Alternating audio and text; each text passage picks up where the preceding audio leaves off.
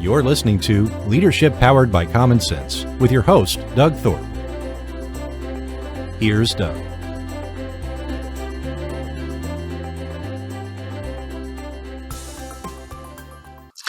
Well, greetings, everyone. Once again, you're listening to Leadership Powered by Common Sense. I'm your host, Doug Thorpe. Today, we're going to take a journey into the realm of startup businesses. As I looked at my archives, I realized I haven't really had anything on this show talking about the startup game. I know in my own coaching practice, I tend not to work with startup folks, not that I think anything bad about them by any means. Everybody's got to start somewhere, right?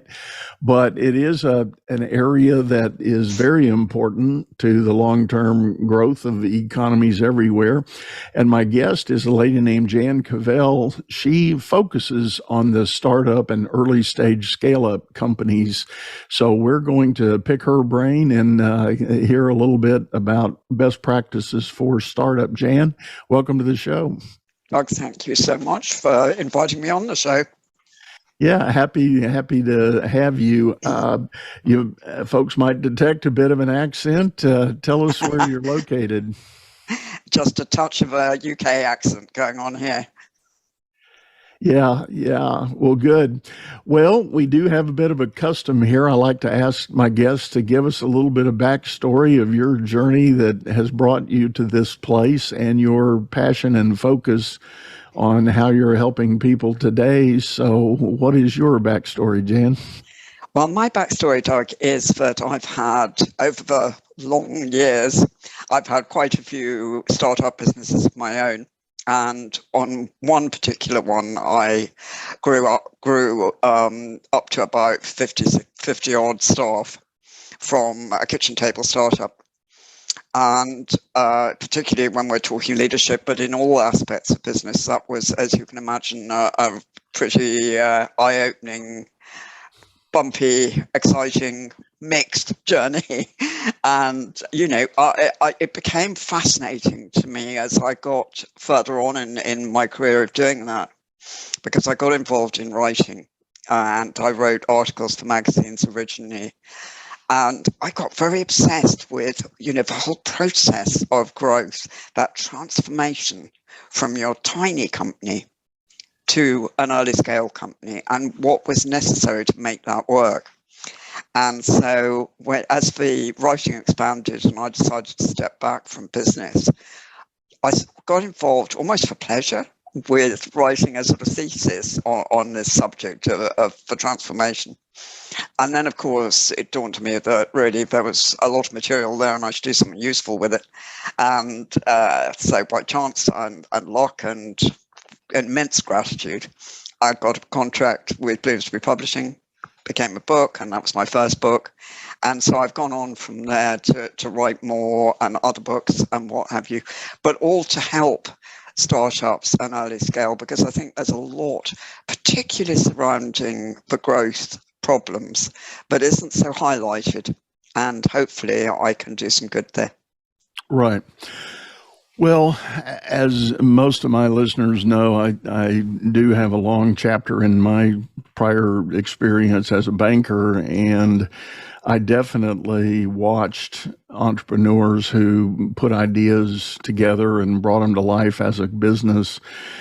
And inevitably, I'm going to make this summation statement about all that. Inevitably, the entrepreneur founder that has a great idea goes into the game mostly with just that and without a lot of other tools in the tool bag, so to speak, on how to really turn that into a viable ongoing business. And I'm sure your books and your work talk about some of the early stage steps and things that do happen, and that's what we'll go into. But so I guess I want to start with just that. What has been your experience? Is there a normal pattern of what you see with startup founders? Absolutely. I mean, I think that, you know, up to maybe 10, 12 people, you can probably manage to muddle through with a very startup mindset, that creativity, that fun, that craziness, and everybody pitching in. And that gives you a fantastic energy, actually. But above that, you have to morph into something different. As you rightly say, you've got a whole lot more things in the toolbox that are needed. And probably more than anything, that's asked of the leader, the founder. And I think it's quite difficult because, if you're the founder and you've had this amazing idea, then, you're very possessive about it. It's your company. And all of a sudden, you might not be very good at it, at running it. And so there's an awful lot of personal development and facing up to that illuminating fact that you don't know what you're doing has to go on. And some people, of course, particularly with investment, bring in other CEOs who are experienced because it is a new skill set. But if you're not going to do that, and there is this tendency now for founders to slap founder and CEO without any knowledge, then you're just going to have to do an awful lot of work about self-development, as well as lots of things to the company to strategize. Right. It really comes down to a mindset shift. And I think I know a lot of particularly in the creative realm, and when I speak creative, I will include technology because I count those guys as pretty heavy creators.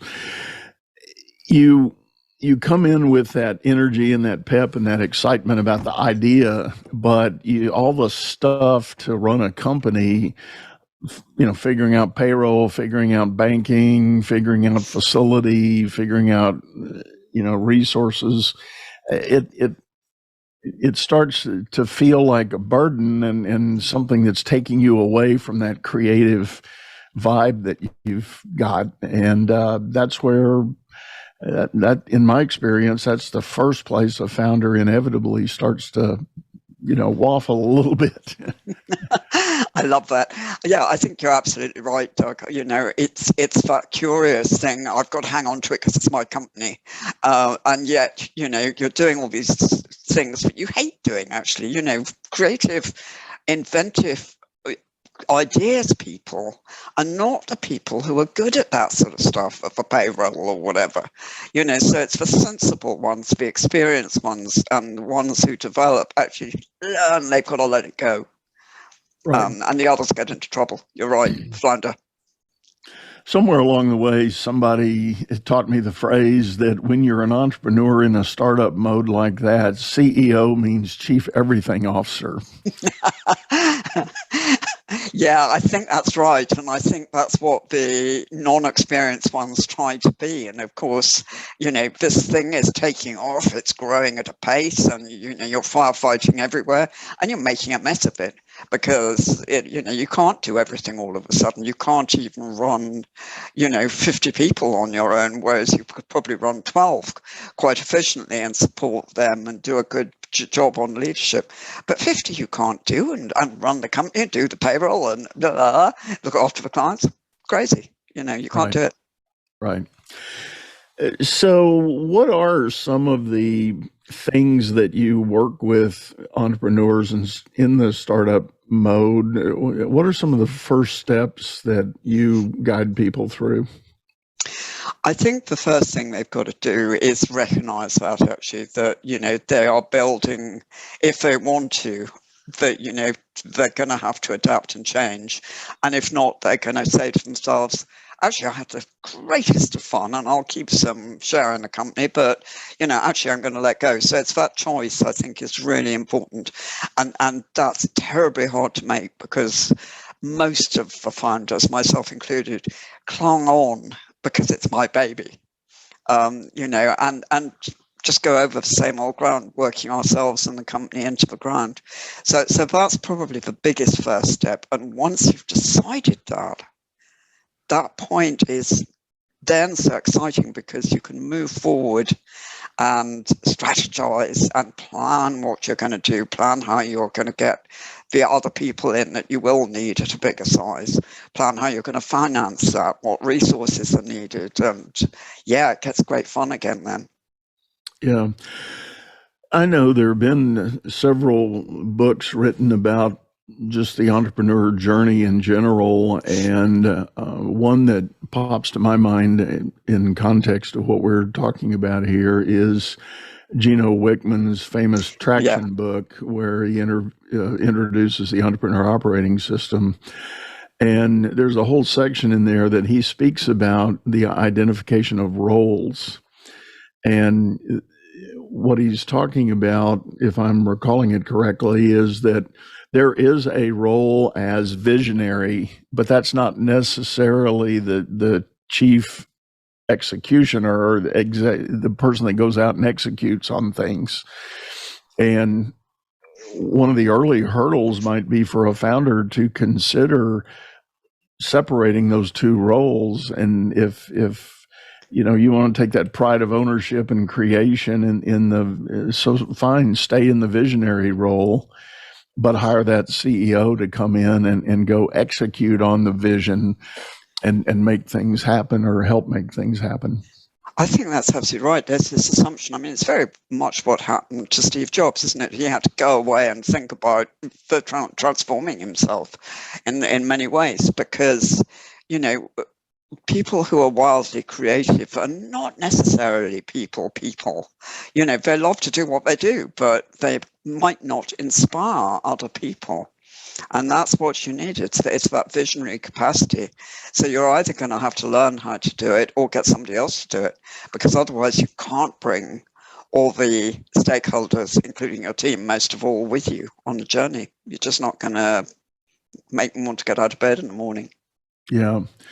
There's a great story that I've shared a couple of times. One of my guests on an episode last year shared this. She had a client in New York City that had grown a tech company and had gotten some traction and had moved up in sales volumes. And I if I'm recalling it correctly, I think they were already up to 20 plus people. And one day, one of the leads came into the founder's office and said, "Hey, boss, we're in a good place right now. We're kind of cranking. What do you think about just shutting down for the afternoon, going down the street to the coffee shop and just having a little sort of company celebration?" The boss said, "That's a great idea. Let's do that." And so he walks out and tells everybody, shut it down. We're going to go take a break. So they go down to the coffee shop. They all get their beverages. They're sitting there. This lead then speaks up and says, "Well, we have another reason for we wanting to do this. We have been talking and call this an intervention, but we have a list of things we would like you to consider for the greater good of the future of the company." And he goes, "Wow. Okay." And they start off with, "You're a micromanager. Give us the grace, give us the latitude, believe in us. I think we've proven ourselves. Let us run more free with your idea here." And then he goes, "Well, that's fascinating. Okay, what else do you have?"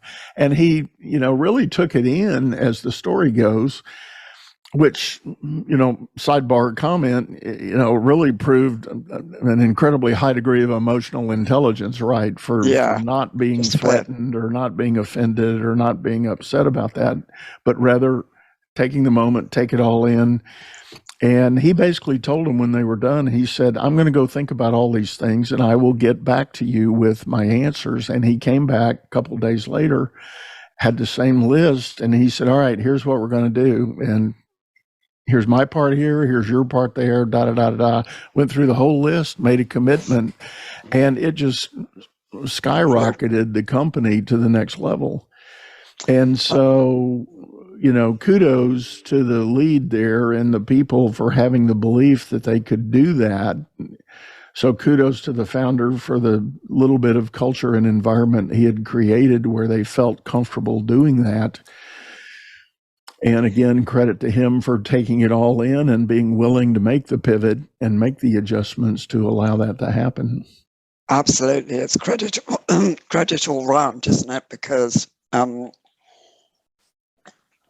to get your team to innovate like that, you have to create a really safe culture that they feel they can throw ideas around, that they won't get shouted at, laughed at, or any other unpleasant experience. But however silly their idea is, they'll get encouraged to do it. And not all people create that safe environment. And I think also, I love what you say about micromanagement, because it's my absolute pet hate. I think it kills innovation for a start, but it is such a demotivator. I remember getting involved with a publicity company for one of my books. The first thing the lady said to me was, you've got to CC all your emails to me. And I went, what? Why have I got to CC your emails? Oh, because I need to know what's going on. And I thought, you don't actually know what's going on in your own world if you've got time for everybody you work for to solemnly send all their emails. This is a control thing. But people who micromanage are terrified of not having that control. And the good leaders actually let go and do what your people did in your story and say, you guys, we trust you. And we want to hear your ideas, and then we want you to do the execution. We're standing back. And I really hope that's one of the good things that's coming out of the last 2 or 3 years with the pandemic, that a lot of micromanagers have had to learn that that's not the way to go, because they couldn't do it remotely. They couldn't be at everybody's side demanding 64 CC'd emails and looking into people's windows and checking in when they were working. They actually had to transfer to a method of saying, here is your task, and we will assess you on how that's done. You go away and do it your way. Yeah, as you were saying that, I was also reminded, I think it was Lori Grenier on Shark Tank that's attributed with this quote. She says, an entrepreneur is the only person on the planet that will give up a 40-hour paycheck to work 80 hours. It's so true. It's so true. And, I think it's a worry that with some of the, wherever we've got to now, but Gen Z, they are so obsessed with, we must have better quality of life and everything, which is great. But, I've also had lots of them say to me, well, obviously I'm not going to work myself into the ground, and I'm going to restrict the hours I work, and I'm only going to do this, and I'm only going to do that. And somebody was telling me the other day I'd have to work hard, and I'm just not having that. And my company is going to be a wonderful success. And I'm thinking, well, good luck to you, dear. But, honestly, I don't see how it can be done. You've got to work hard to get a startup off the ground. It's a very good idea to look after yourself properly, which is a very different matter. But right. You're going to work hard. Right. Speaking of all that, the work-life balance, the harmony and everything, and as many of my listeners know, I've abandoned the word work-life balance, that phrase. If I've learned anything from the pandemic, I think the idea of harmony is a better mind picture to follow, because we've got our work activities and our home life going on simultaneously. So how do you harmonize that, as opposed to the word balance in my book indicates giving something up for the benefit of something else. And I don't think the healthy arrangement is to give anything up. You have to allow it to coexist and figure out that harmony of being able to participate and execute on both sides. I think that's lovely. I really like that idea. I hadn't heard anybody use harmony before, and I think it's really good. And you are so right, and that is one of the changes, with the pandemic, that people had to have an all-inclusive life, isn't it? Really, with both going on. And I love the idea of harmony. Yeah. And if you take that analogy even further, you realize that part of maintaining that harmony is finding that personal time, that ability to get away from it all and recharge your battery. I use the word recalibrate. when a machine runs at full capacity for too long, the gears and mechanisms get out of alignment. They get loose and wobbly. They've got to get tightened up. They got to get relubricated. They have to, be adjusted. And all good manufacturers know that, and they deal with that. They have planned downtime on their machines to prevent catastrophic downtime by a colossal breakdown. So I think the same can be said for entrepreneurs. You are a kind of a machine as well, and you've got to plan that downtime periodically, so that you can go recalibrate and rejuvenate. Very much so, and I think it's something I talk a lot to, particularly to, dare I say, women entrepreneurs, but I think we're particularly bad at it. I think men are bad at it too, but just in a slightly different way. We think we've got to be tough and or to serve others and pick up their workload and, or keep going, because that's what entrepreneurship's about. And all these misconceptions that we translate as put ourselves last, don't look after ourselves, give up our weekend, work harder than anybody else. And you're right, of course, that in the end causes all the burnout and the mental health problems and very sadly the suicides and drug issues and all sorts of things that so many entrepreneurs how end up doing, which is a tragedy. So when you visit with an entrepreneur who might report that their biggest concern is time, they'll claim they feel like they're working around the clock. They have no free time, no family time, all of that. Where do you start unpacking that for them? What sort of things do you talk about? I think I would start. The first question I'd ask would be, how long have you been going? Because I don't think there's a lot you can do about that during the first couple of years. And that's okay, because we can all do that for a couple of years. And not do horrendous damage to ourselves. But assuming that they've been doing it for a while, then something has gone wrong. They've either not grown enough or grown too much. In other words, there's a sort of certain place where you can't afford to have decent people to spread the weight. And that's if you haven't grown enough. But if you've grown over the amount you can cope with, but can't afford the good people, you're stuck in this sort of central abyss of Death Valley, where you're just pushing yourself into the ground and getting nowhere. And I think that's the danger zone. It's between those two. Happy work life, whatever, but balance of single person with a few people on the team having great fun, no great pressure, to massive company with, or not massive company, but say 40, 50 staff, and it's a whole different ball game to cope with, but not geared it right, so they haven't got capable people who are as ambitious as them and leaders themselves alongside them, because there comes a time when you just can't do it yourself. Yeah. And oftentimes when I work with entrepreneurs who have been at their business for some time and they've reached a certain level of productivity and profitability, but yet they've kind of hit the plateau or hit the wall for growth beyond that. Inevitably, there are some basics that have been overlooked or ignored, having to do with strategic placement of people and systems.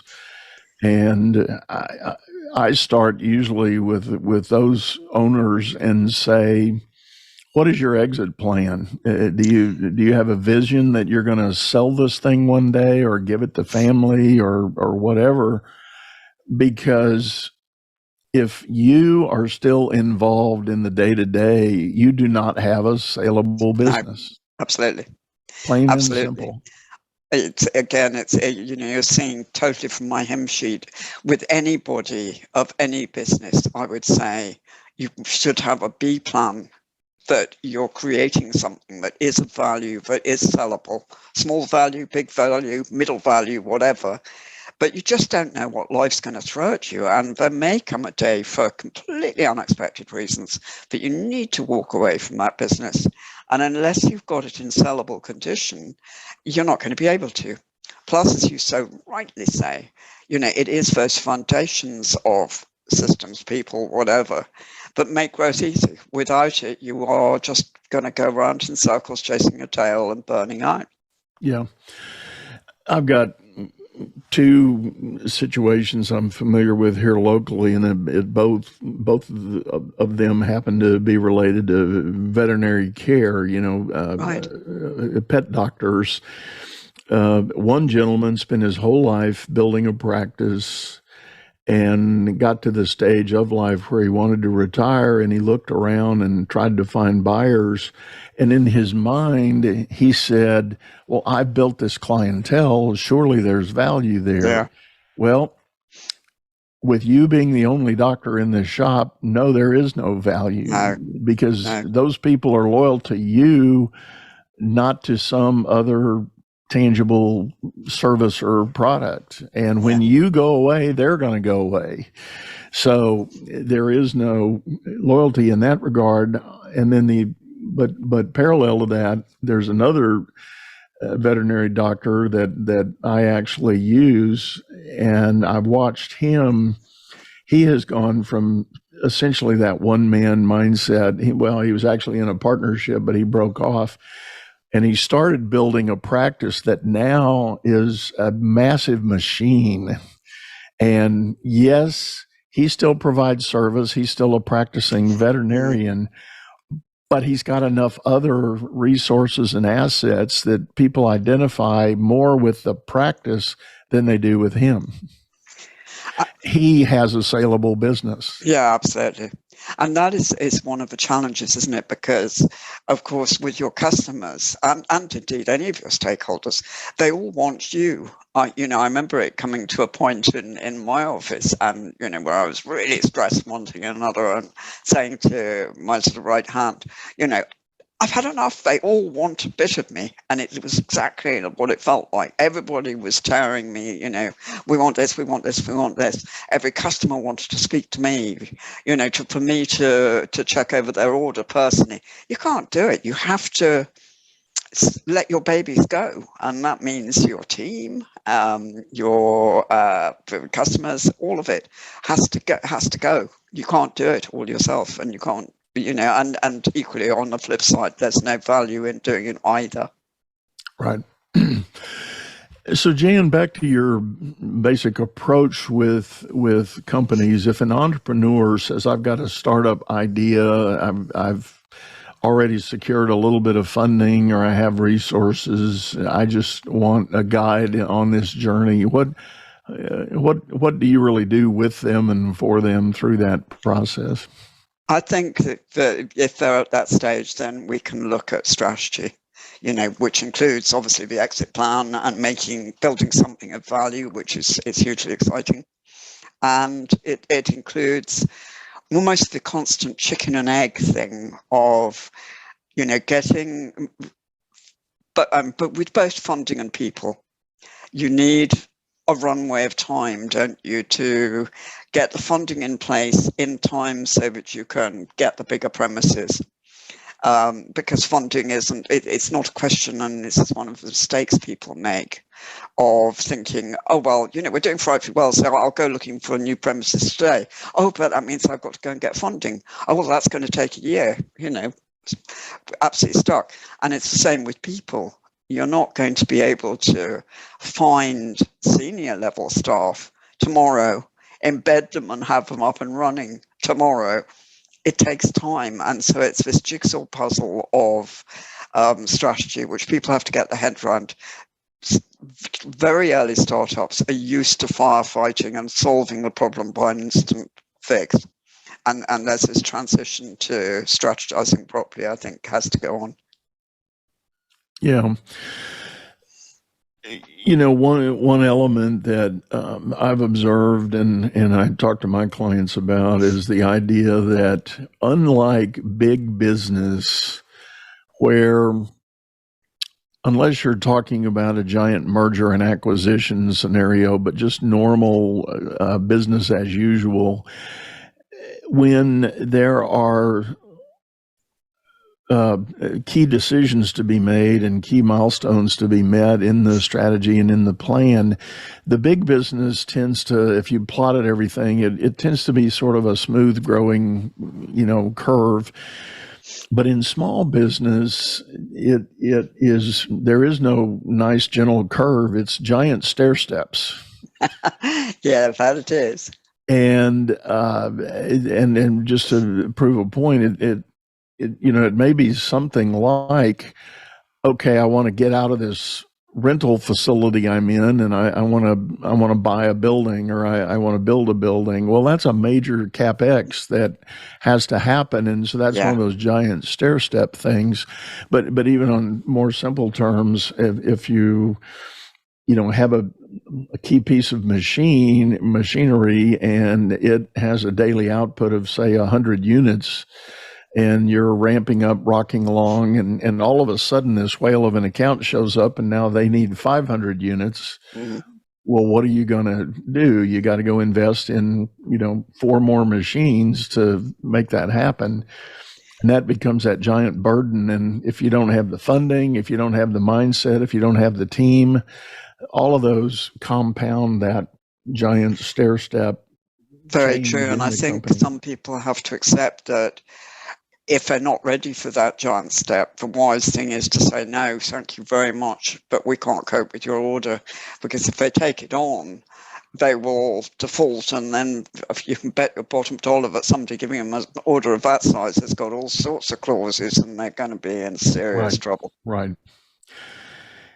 Yeah, I actually learned the hard way in one of my business chapters of life. I had a company, and along came, and we were doing reasonably well, but along came this, I call it the whale opportunity, and this gentleman said, I've got all these things going on, and this is going to launch in September, and we're going to need immediate capacity to do X, Y, and Z. And I tried to do as much due diligence as I could on the veracity of the promise, and it all checked out. Everybody, all the sources, all the parties that were involved agreed that that's exactly what was going to happen. So it sort of, all the spotlights turned to me, and because I was a cog in the chain of events for this thing to happen. And they asked me, do you have the capacity to do that? And I said, well, I don't right now, but I can get it quickly. And I happened to be renting in an office building, and there was adjacent space, so I could just push walls out and expand laterally on the floor I was on. So I pulled the trigger, talked to the landlord, grabbed that space, and it like tripled my footprint.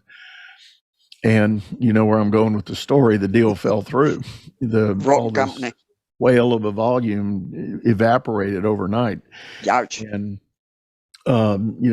had to go hit myself in the head with a baseball bat a couple of times and say, how in the world am I now going to, fill this space and literally pay the bills on the new rent? And it's a very wise story. I had a similar one where we were offered a white labeling deal, and it seemed fantastic. We were going to get X numbers of orders per week, and it was going to keep 3/4 of the staff with regular work, and what was not to like. But absolutely right. They sort of 2 years in, I'm sure they'd planned to do it, but we hadn't known they'd planned to do it. It was, sorry, we haven't got any more work for you. And, absolute overnight disaster, loads of people, loads of space, problems. And that made me a lot more chary, because I had a situation after that when a household name with sort of shops in every town, sort of thing, I won't name, but came along and said, will you make stuff for us? And I said, well, yeah, sure. It sounded fantastic. So exciting. And we got further down the road, and like all those big deals, They wanted to slightly alter the product for them. They wanted to play around with it. They wanted to squeeze the margins. It was all going to be their way. And partly through that experience, of like you had of being landed in a complete soup or whatever, after a few years down the line. And partly because I just looked and those margins were so tight. I just thought this is just too dangerous. And I turned down a really insanely good deal, it seemed. And everybody thought I'd lost the plot, but I've never regretted it because, it could have done for us in a couple of months. And I think it would have done. I think it would have gone sour. Yeah. Yeah. As one of my banking mentors back in my banking days said, when the margin is thin, you can't make it up on volume. Yeah, so true. And we're all very easily seduced by quantity and some big orders. But if they don't pay, it doesn't matter how big they are. Right. Well, yeah, that's another whole ball game. Well, yeah, also, yes, if they literally don't pay too. Right. Slow pay and everything. Yeah. Well, Jan, I tell you what, this has been great. I think we're about up on time here for this episode. Tell folks the best way to get a hold of you if they're interested in learning more. Absolutely. I'd love to hear from any of your listeners, and always talk entrepreneurship till the cows come home. And if they've got any questions, delighted to answer. So I'm very easy. My website is www.jancavelle.co.uk. Okay. And I've got all social media and stuff on there. As always, folks, we'll have that info in the show notes. So just click the links below and you can hop over there and see more of Jan's story. So I think that in my way of summing up here, I want to encourage folks. I know I've got listeners that are living in the corporate world right now, and maybe in the back of their mind, they've got an idea of leaving the corporate world and going into entrepreneurship. And it is a journey. It is certainly doable, but it helps to have a guide and a coach and a partner that can help shape your plan, your strategy, and all those things to optimize the opportunity. So if I learned anything in my venture down entrepreneur lane is that, if you fire prematurely without a good target in mind, you're going to be working real hard to recover from that for quite some time. So true, Doug. So a little bit of planning, a little bit of strategy, a little bit of analysis on the front end. Right. And if that's not your forte, that's where an expert like Jan can come in and really give you that help. So think about that. And for those of you that have already made the leap and you're working it, but you realize you've kind of hit a roadblock, think about finding that help, that advisory help, and getting through the rest of the journey on a more successful way. So absolutely, we all hit roadblocks, and I know plenty of them personally. Well, and quite frankly, that's the reason Jan and I get to do what we do. We share a passion for helping others avoid the pitfalls that we've experienced and climbed out of. And if you can short circuit that kind of learning by simply talking with someone who knows better, you'll be much better off for it. And definitely. So on that note, we're going to sign off, say goodbye, and wish you a great day. Come back and see us again real soon. Take care. Thank you so much. You've been listening to Leadership Powered by Common Sense, hosted by Doug Thorpe.